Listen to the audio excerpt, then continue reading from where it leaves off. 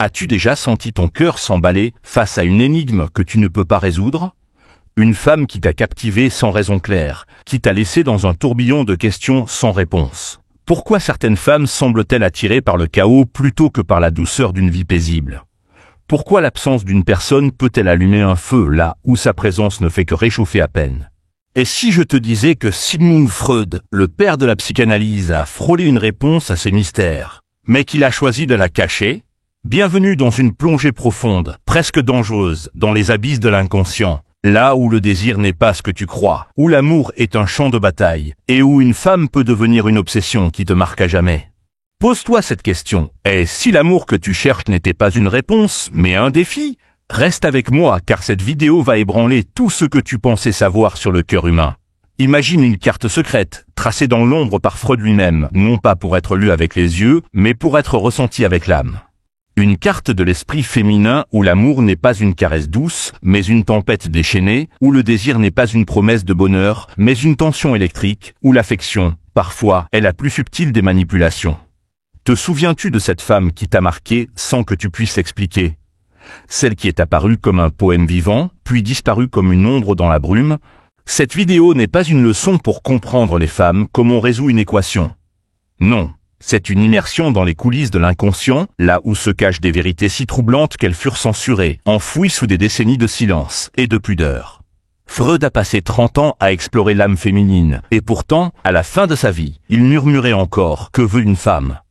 Cette question n'était pas un aveu d'échec.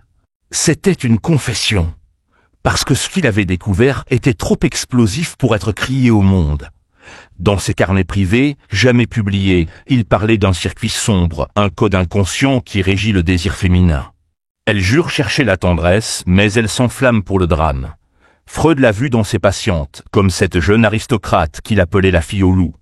Elle alternait douceur et mépris, présence et absence, comme si elle dansait une chorégraphie invisible. Était-elle irrationnelle? Non, elle était brillante.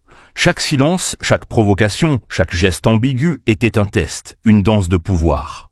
Et toi, as-tu déjà été testé sans le savoir? Voici la première vérité dérangeante, le désir féminin ne suit pas la logique. Il obéit à un instinct plus ancien que nos conventions sociales, plus profond que nos morales modernes. Freud a observé des schémas. Des femmes qui disaient vouloir la paix mais qui couraient vers le chaos. Des patientes qui cherchaient l'amour, mais qui s'accrochaient à ceux qui les défiaient. Et il a commencé à soupçonner quelque chose de radical. Peut-être que le désir n'est pas fait pour être comblé. Peut-être qu'il prospère dans la tension, dans l'incertitude, dans l'abîme. Te reconnais-tu dans ce paradoxe? As-tu déjà été attiré par quelqu'un qui te laissait dans le doute, qui te faisait courir après un mystère? Ce n'est pas un hasard. C'est le circuit sombre à l'œuvre. Freud a découvert que les femmes, souvent sans en avoir conscience, testent. Un silence inattendu, une provocation voilée, un retrait soudain. Comment réagis-tu face à ces tests? Cèdes-tu, implores-tu, ou restes-tu solide, ancré, indomptable? C'est là que tout se joue. Parce qu'au fond, une femme ne veut pas être le centre de ton univers. Elle veut graviter autour de quelqu'un qui a son propre centre, son propre feu. Et si je te disais que c'est ce mystère qui la rend accro? Pas ta gentillesse constante, pas ta disponibilité infinie, mais ton imprévisibilité, ta force émotionnelle. Freud a raconté l'histoire d'une comtesse qui a quitté un mari noble, dévoué, pour un homme rude, distant. Pourquoi? Parce que le premier l'étouffait avec ses certitudes, tandis que le second était un défi vivant, un puzzle qu'elle ne pouvait pas résoudre. Le circuit sombre, c'est cette tension entre le confort et l'abîme, entre la sécurité et le risque. As-tu déjà vécu ça? Une femme qui revient pile au moment où tu commences à l'oublier. Ce n'est pas un caprice, c'est une alchimie. Le désir naît du contraste émotionnel, du va-et-vient entre présence et absence. Les neurosciences modernes le confirment, l'imprévisibilité libère de la dopamine, la même substance qui nous rend accros aux réseaux sociaux, aux jeux de hasard et aux relations intenses.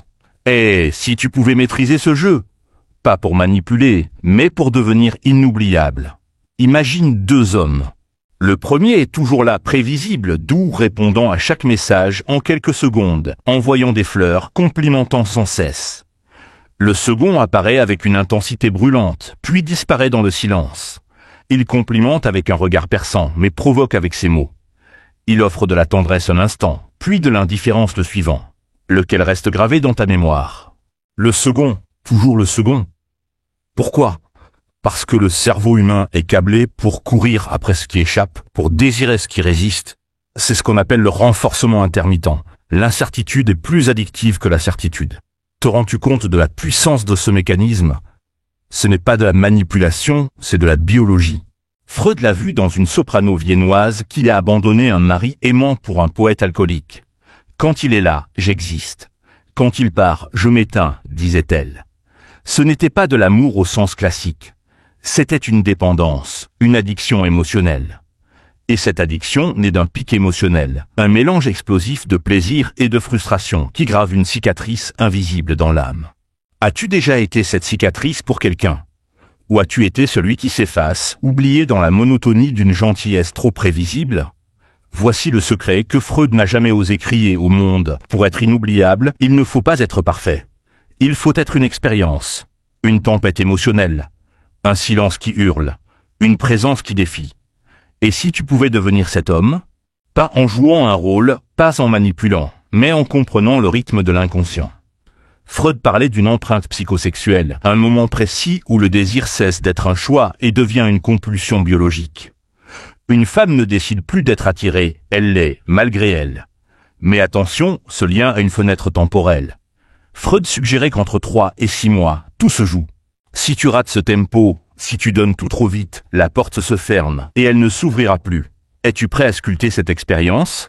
Pas à blesser, pas à jouer, mais à provoquer une évolution, à devenir celui qui ne comble pas un vide, mais qui allume un feu. Ressens-tu ce frisson? Ce sentiment que l'amour, le vrai, n'est pas une question de logique, mais une danse dans un abîme instinctif. Freud n'a pas échoué à comprendre les femmes. Il a eu peur de ce qu'il a vu, une vérité brute où le désir flirte avec la domination, où l'amour est un combat, une tension entre fascination et résistance. Et toi, as-tu le courage de regarder dans cet abîme? Cette vidéo n'est pas juste une analyse psychologique. C'est un miroir. Un miroir pour toi qui as aimé sans comprendre, qui a couru après un mystère sans savoir pourquoi. Te souviens-tu de cette fois où tu t'es senti vivant, vraiment vivant, face à quelqu'un qui te défiait? Cette sensation n'était pas un hasard. C'était le circuit sombre à l'œuvre, une alchimie entre ton inconscient et le sien. Et si je te disais que tu peux apprendre à naviguer dans cette danse? Pas pour contrôler, mais pour devenir une présence qui marque, qui transforme. Freud a laissé les indices disséminés dans ses notes, dans ses cas cliniques jamais publiés. Il parlait de patientes qui semblaient suivre un scénario secret, un code écrit dans les profondeurs de l'inconscient. Une femme qui repousse un homme stable pour un autre qui la déstabilise. Une femme qui dit vouloir la paix, mais qui s'épanouit dans le conflit. As-tu déjà été attiré par quelqu'un qui te rendait fou? Ce n'était pas une erreur. C'était ton cerveau, ton âme, qui réagissait à un stimulus primal. Freud a appelé cela le protocole de l'attraction. Un rituel inconscient où chaque geste, chaque silence, chaque absence est une note dans une symphonie émotionnelle. Et si tu pouvais composer cette symphonie, pas en suivant des règles rigides, mais en comprenant que le désir naît du contraste. Imagine un homme qui offre tout, son temps, son attention, sa dévotion. Il est toujours là, toujours prévisible. Maintenant, imagine un autre homme. Il est intense, magnétique, mais il sait disparaître. Il te regarde comme si tu étais la seule au monde, puis il se retire sans explication. Lequel te hante? Le second, toujours le second. Pourquoi? Parce que le cerveau humain est conçu pour résoudre des énigmes, pour combler des vides. Et quand il n'y a rien à résoudre, il s'ennuie. As-tu déjà senti ce vide? Cette sensation de courir après quelqu'un qui te glisse entre les doigts? Ce n'est pas une faiblesse, c'est la biologie à l'œuvre. Les neurosciences modernes expliquent ce que Freud pressentait. Le renforcement intermittent, ce cycle d'incertitude et de récompense, est plus puissant que n'importe quelle stabilité. C'est pourquoi les relations tièdes s'éteignent, tandis que les relations intenses, même toxiques, laissent des traces indélébiles. Et si tu pouvais utiliser ce pouvoir, pas pour manipuler, mais pour devenir une expérience inoubliable? Freud a décrit une patiente qui, malgré les humiliations, revenait toujours vers un homme qui la repoussait. Pourquoi? Parce que son cerveau avait transformé la douleur en valeur. C'est ce qu'on appelle la justification de l'effort. Quand tu souffres pour quelque chose, ton esprit lui donne du sens, de l'importance. As-tu déjà souffert pour quelqu'un qui ne le méritait pas? Si oui, tu comprends. Ce n'était pas de l'amour au sens classique. C'était une dépendance, une empreinte psychosexuelle. Et cette empreinte, une fois gravée, est presque impossible à effacer. Freud comparait cela aux oisillons, qui s'attachent au premier mouvement qu'ils voient à la naissance. Pour les humains, c'est pareil. Le premier homme qui provoque ce mélange d'extase et de douleur devient un moule émotionnel. Et si tu pouvais être ce moule, pas en faisant souffrir, mais en créant du sens, en devenant une présence qui défie, qui transforme, qu'est-ce qui t'empêche de devenir cet homme? La peur de l'échec? La peur de ne pas être assez? Ou peut-être la peur de plonger dans cet abîme, de regarder la vérité en face? Freud n'a pas seulement étudié les femmes. Il a étudié l'humanité, et ce qu'il a trouvé, c'est que nous sommes tous attirés par ce qui nous échappe, par ce qui nous pousse à devenir plus grands, plus vivants. Et toi, veux-tu être celui qui pousse les autres à grandir? Cette vidéo est une invitation. Une invitation à ne plus voir l'amour comme une quête de réponses, mais comme une danse de questions. Que deviendras-tu si tu oses danser? Si tu oses être l'homme qui ne comble pas un vide, mais qui allume un feu? Si ce que je viens de dire a remué quelque chose en toi, si tu sens que cette vérité résonne dans ton âme, alors ne t'arrête pas ici. Clique sur le lien dans la description ou scannez le QR code à l'écran. On t'explique comment restructurer tes pensées, maîtriser tes émotions et devenir une présence qui ne s'explique pas, mais qui marque à jamais. Et toi, vas-tu laisser cette vérité s'évanouir ou vas-tu agir? Partage ta réflexion dans les commentaires. Écris ce que cette vidéo a réveillé en toi. Crie en silence, laisse ta trace. Ici, personne ne jugera ta douleur, ton doute ou ton intensité. Et si tu n'es pas encore abonné, qu'est-ce que tu attends? Une lettre de Freud depuis l'au-delà? Clique sur ce bouton, active la cloche et rejoins ceux qui choisissent les vérités inconfortables plutôt que les mensonges rassurants. Alors, qui deviendras-tu après cette vidéo? Un homme qui suit les règles ou un homme qui crée ses propres règles? Une présence éphémère ou une tempête inoubliable? On se retrouve dans la prochaine plongée ou dans ton prochain silence. Bonne nuit ou bon abîme.